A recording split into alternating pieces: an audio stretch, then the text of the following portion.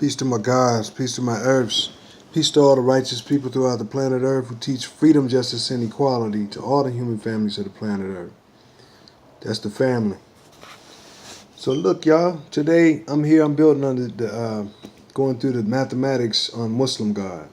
Because I hear a lot of mixed feelings and controversy and a lot of just loose terms being thrown around in relationship to this term, Muslim God, which is not a term that I've ever heard used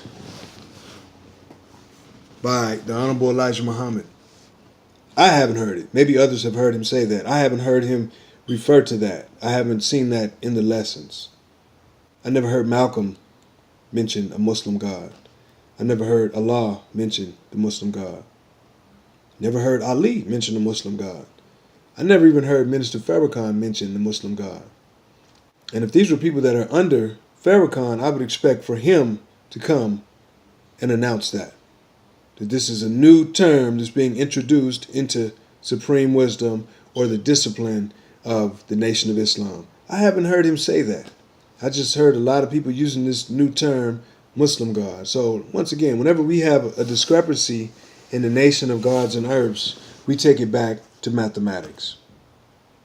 So if you want to see the mathematics on this, I would point you to my page. It's electromagnetic, and it's a post on the page, and it's called the Mathematics on Muslim God. Okay, and it talks about the number 87. So as we can look at the number 87, which what Muslim born's 87, we see 8 and 7. 8 being build, 7 being God. And this is the true mathematical statement, because the Nation of Islam served as a vessel to build 8, God 7. Is that correct? Yeah. This is where the lessons come from, right? The Muslim lessons, not the mathematics. Some of the mathematics I can see were derived from the knowledge equality. Is it the knowledge? No, the Parasut, the knowledge God degree in 1 through 40. What's the meaning of civilization? One having knowledge, wisdom, understanding, culture, refinement. Doesn't say power now, it says refinement. And not a savage in the pursuit of happiness. That's the first 5 degrees of supreme mathematics. So don't tell me that mathematics are not in supreme wisdom. That's incorrect. Equality, what? Means to deal equally in all things, right? That's in the 1 through 14. What's that, the build degree? Right? Okay. So 8 plus 7 is 15. That's the cipher, right? That's what was created, the cipher. 1 plus 5 is 6. That's equality in mathematics. And father in supreme alphabet. Okay. Clarence 13X was a Muslim. Clarence 13X was a Muslim. Okay. Until he saw his excellent quality, 6. Once he saw this excellent quality in himself, he showed us the excellent quality within ourselves. That's what makes him what? The Father. It was written in problem number 13 of the problem book, there are 10 numbers in the mathematic language.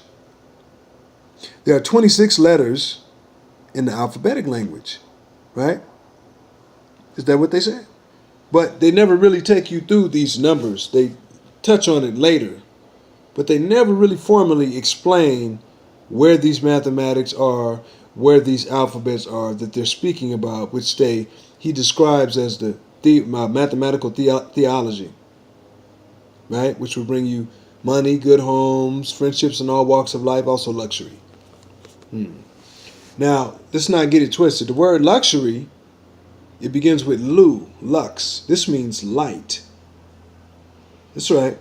Some people put it with a C, some people put it with an X, but lux actually means the light. You see? The place where the light is at. Okay. So, rules.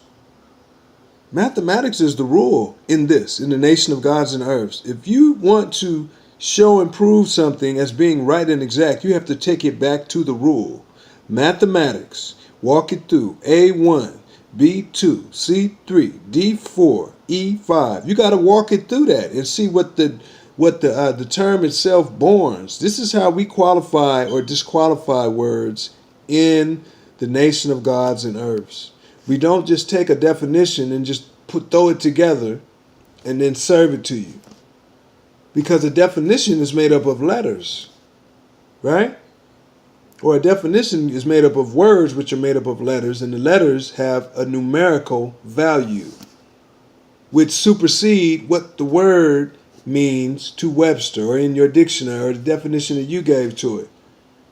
And why do I say that? Because in the alphabet, if the alphabet didn't have an order, what would it even be an alphabet? It'd be a confuser-bet.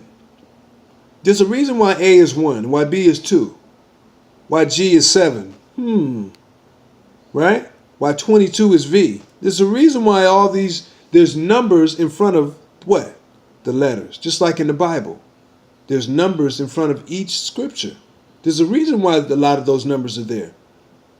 We'll go through that in biblical mathematics. But just like there's a reason why there's numbers in front of those letters in the Bible, in the Quran, there's a reason why there's numbers in front of these letters in supreme mathematics. In supreme wisdom.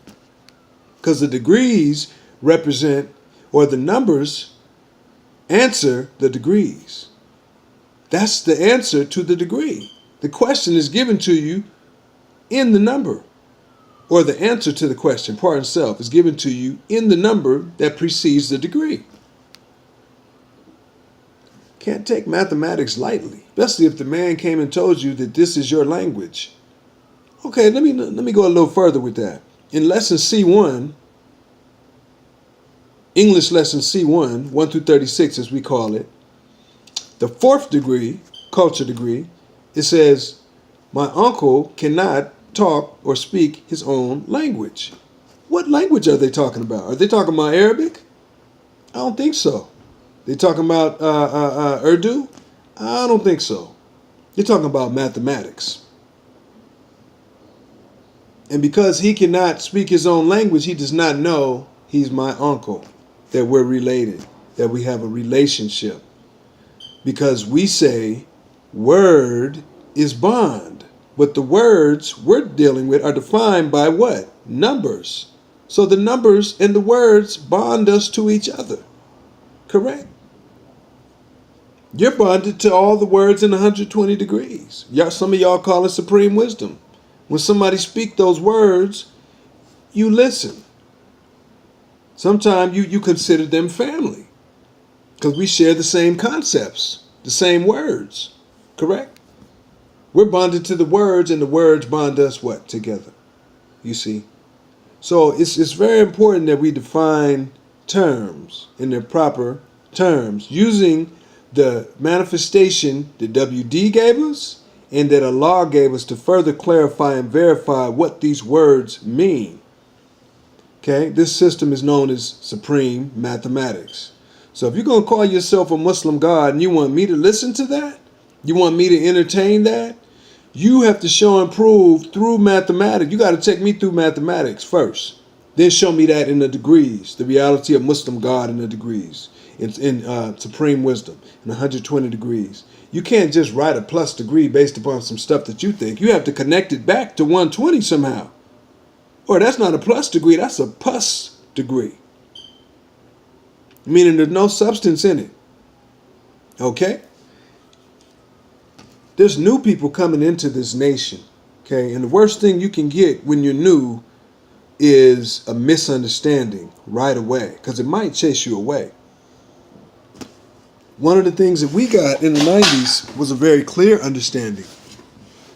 Because they started us out with mathematics. And that was the qualifying factor for what you said, for what you taught. Mathematics. Anybody can think anything. Anybody can say anything. But just because you think it or just because you say it does not mean you can show and prove it at no limit of time. That sound familiar?